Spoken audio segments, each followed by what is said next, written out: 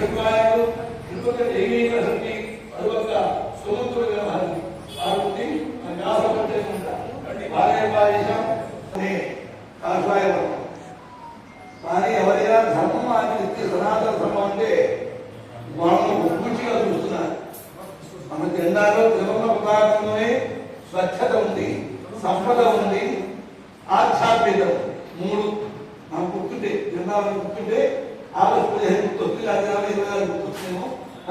శ్వేతవర్ణం తెలుపు స్వచ్ఛత, స్వచ్ఛత కర్మసౌకర్యం ఉంది. ఆకుపత్రం ఉంది కింద సుసంపన్నం స్వభావం. కృష్ణ పరమాత్మ వైభాగంలో వాసుదేవుడు, దక్షిణ భాగంలో సంకర్షణుడు, దక్షిణ భాగంలో ప్రద్యుమ్నుడు, ఉత్తర భాగంలో